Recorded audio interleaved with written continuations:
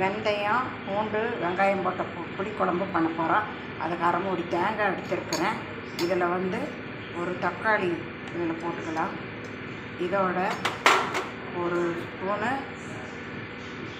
குழம்பு மிளகாத்தூள், மல்லித்தூள், இது ஒரு ஸ்பூனு, ரெண்டாவது மஞ்சத்தூள், இதையும் போட்டு மஞ்சத்தூளும் போட்டாச்சு.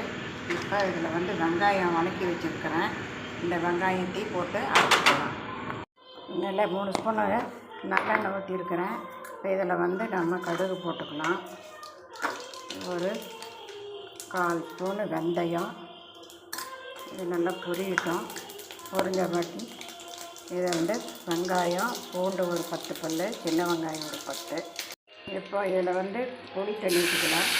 ஒரு 2 டம்ளர் அளவு புளி. இப்போ குழம்பு நல்லா கொதிச்சிருச்சு.